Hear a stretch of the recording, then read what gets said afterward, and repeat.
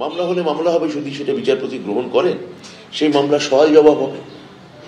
এখন আমি মনে করি না যে মানে বিচারক ভেদে বা কোর্ট ভেদে আইন পাল্টায়, যদি না কোনো বিচারকের নির্দিষ্ট রাজনৈতিক পক্ষপাত এবং অভিসন্ধি থাকে। আমাদের রাজ্যে এই ধরনের রাজনৈতিক পক্ষপাত বা বায়াস বা অভিসন্ধি বা রাজনৈতিক কোনো উদ্দেশ্য আমরা কারো কারো ক্ষেত্রে দেখেছি, এটা পরবর্তী ক্ষেত্রে প্রমাণিত হয়েছে। কে কোথায় মামলা হচ্ছে বা না, মামলা হলে হবে, সেখানে এসএসসি যারা প্যানেলিস্ট লয়ার আছেন তারা লড়বেন। দেখুন, বিরোধীরা তো এই ধরনের চেষ্টা চালাবেই যাতে তৃণমূল কংগ্রেসের সরকার, মাননীয় মুখ্যমন্ত্রী মমতা বন্দ্যোপাধ্যায়ের সরকার যাতে নিয়োগটা করতে না পারে। সেটা বিরোধীদের দিক থেকে বিরোধীরা যারা চেষ্টা করছেন সেটা বিরোধীদের কাজ। আমাদের কাজ নিয়োগ দেওয়া, আমরা সেটা এবং স্বচ্ছতার সঙ্গে দেওয়া। বিরোধীদের কাজ করবে। এবার আমি মনে করছি না যে বিচারক ভেদে বা কোর্ট ভেদে আইন বা বিচার বদলায়। কেউ ভাবতে পারেন এই হাইকোর্টে এসছে, আমি মনে করি না যে কোনো বিচারপতি ওইভাবে বায়াস করতে পারে, এটা আমার বিশ্বাস, কারণ ওটা আইন, বিষয়টা আইন নিয়ে কথা হবে। নন্দীগ্রামে সরাসরি এই মুহূর্তে শুভেন্দু অধিকারী কি বলছেন শুনবো। সুপ্রিম কোর্টের অর্ডার ভায়োলেশন করেছেন ফ্রেশারদেরকে, নতুনদের 16 সালে যারা অ্যাডমিট পেয়েছিলেন টেন্টেড বাদ দিয়ে তাদেরকেই, যারা ইচ্ছুক তাদেরকেই পরীক্ষায় বসে।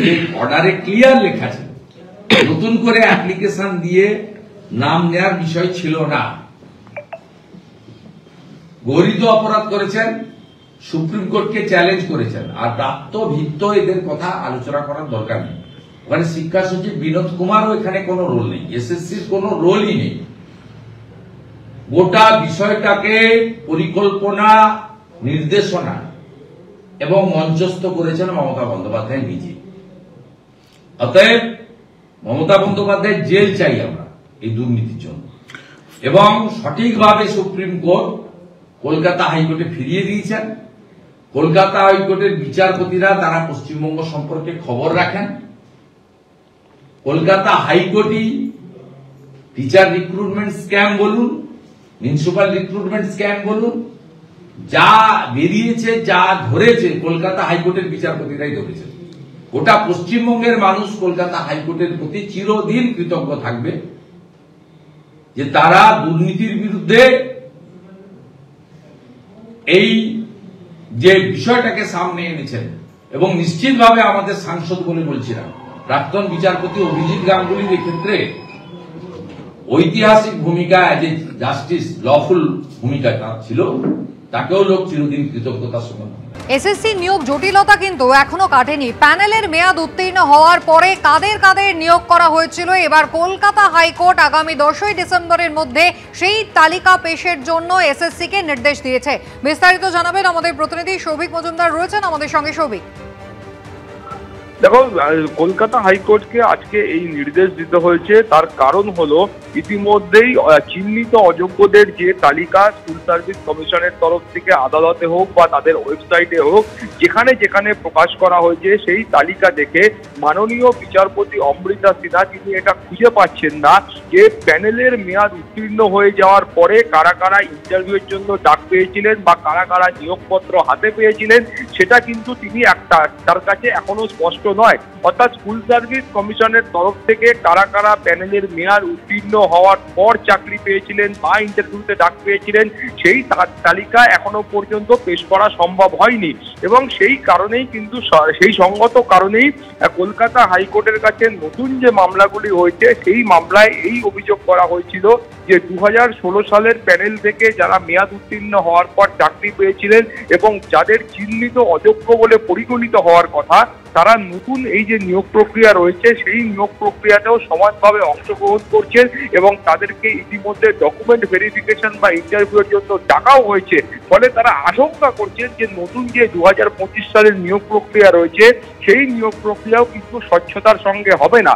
ফলে সেই কারণেই মাননীয় বিচারপতি অমৃতা সিনহা তিনি আগামী 10ই ডিসেম্বরের মধ্যে স্কুল সার্ভিস কমিশনের কাছে এই তালিকা চেয়ে পাঠিয়েছেন যে 2016 সালের যে নিয়োগ প্রক্রিয়া হয়েছিল, সেই নিয়োগ প্রক্রিয়ায় কারা কারা প্যানেলের মেয়াদ উত্তীর্ণ হওয়ার পর চাকরি পেয়েছিলেন বা ইন্টারভিউর জন্য ডাক পেয়েছিলেন সেই তালিকা তিনি চেয়ে পাঠিয়েছেন এবং সেটা স্কুল সার্ভিস কমিশনকে কলকাতা হাইকোর্টের কাছে পেশ করতে হবে। তার পাশাপাশি মাননীয় বিচারপতি অমৃতা সিনহা যে নির্দেশ দিয়েছেন সেই নির্দেশে বলা হয়েছে যে যারা যে অভিযোগ করা হচ্ছে যে সেই সময় প্যানেলের মেয়াদ উত্তীর্ণ হয়ে যাওয়া চিহ্নিত অযোগ্যরা নতুন নিয়োগ প্রক্রিয়ায় অংশগ্রহণ করছেন, সেরকম যদি কোনো ঘটনা ঘটে থাকে তাহলে সেই সমস্ত শিক্ষক বা চাকরি প্রার্থীদের ভাগ্য এই মামলার ভবিষ্যতের উপর নির্ভর করবে। সেই নির্দেশও আজকে কলকাতা হাইকোর্টের তরফে দেওয়া হয়েছে। তার পাশাপাশি তুমি জানো যে এই যে নতুন নিয়োগ প্রক্রিয়া সংগঠিত হচ্ছে, এই নিয়োগ প্রক্রিয়া কিন্তু সুপ্রিম কোর্টের নির্দেশে হচ্ছে, ফলে নতুন এই যে নিয়োগ প্রক্রিয়া রয়েছে সেই নিয়োগ প্রক্রিয়া যাতে স্বচ্ছতার সঙ্গে হয় সেই কথা কিন্তু মাননীয় বিচারপতি অমৃতা সিনহা বলেছেন এবং তিনি বলেছেন যে 2025 সালের যে পরীক্ষা অর্থাৎ ক্লাস 9-10 এবং ক্লাস 11-12 যে পরীক্ষা ইতিমধ্যে লিখিত পরীক্ষা হয়ে গিয়েছে তার যে ওএমআর শিটগুলো রয়েছে সেই ওএমআর শিটগুলো কিন্তু অবিলম্বে স্কুল সার্ভিস কমিশনের যে ওয়েবসাইট রয়েছে সেই ওয়েবসাইটে প্রকাশ করতে হবে। এখন স্কুল সার্ভিস কমিশনের যুক্তি ছিল এই যে বিপুল কর্মকাণ্ড চলছে অর্থাৎ সুপ্রিম কোর্টের নির্দেশে আগামী 31শে ডিসেম্বরের মধ্যে এই নিয়োগ প্রক্রিয়া সংগঠিত করতে হবে, এই যে বিপুল কর্মকাণ্ড চলছে সেই কারণেই তারা এখনো পর্যন্ত এই ওএমআর শিট আপলোড করতে পারেননি। কিন্তু যারা পরীক্ষা দিয়েছেন প্রত্যেকের কাছে তাদের ওএমআর শিটের কপি রয়েছে, ফলে অস্বচ্ছতার কোনো জায়গা রয়েছে বলে স্কুল সার্ভিস কমিশন মনে করছে না।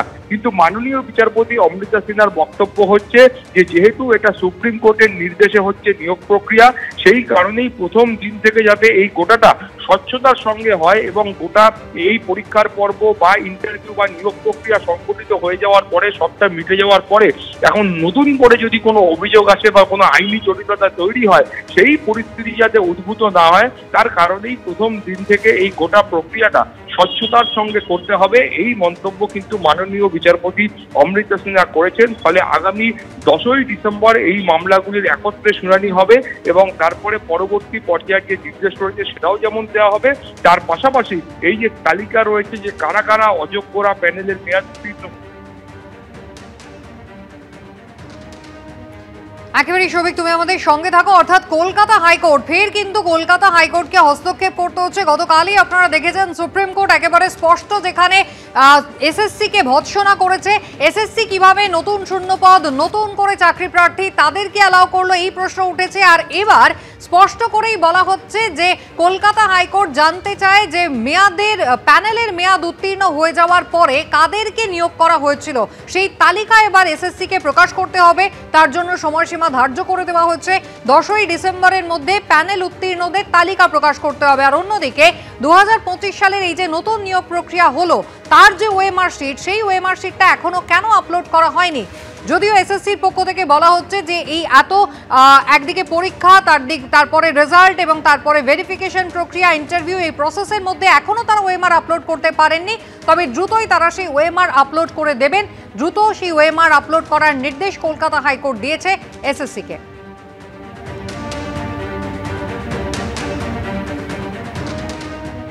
এসএসসি যে নতুন নেওয়া পরীক্ষা সেই পরীক্ষার বৈধতা নিয়ে গতকাল সুপ্রিম কোর্ট প্রশ্ন তুলে দিয়েছে। আর পরীক্ষার পর কি হবে কেউ জানে না, আর আপনি নথি যাচাই নিয়ে ব্যস্ত হয়ে পড়লেন। হাইকোর্টের আইনজীবীকে উদ্দেশ্য করে আজ এমনই মন্তব্য করেছেন মাননীয় বিচারপতি অমৃতা সিনহা।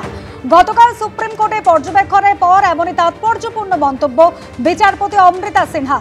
এসএসসি সংক্রান্ত একটি মামলা আগামীকাল শুনানির জন্য বিচারপতি দৃষ্টি আকর্ষণ করেন এক আইনজীবী। আগামীকালই এসএসসি সংক্রান্ত অন্য মামলাগুলির সঙ্গে আবেদনের একত্রে শুনানি করা হোক দাবি করতে থাকেন ওই আইনজীবী। আর তারপরে এই মন্তব্য করেন বিচারপতি অমৃতা সিনহা।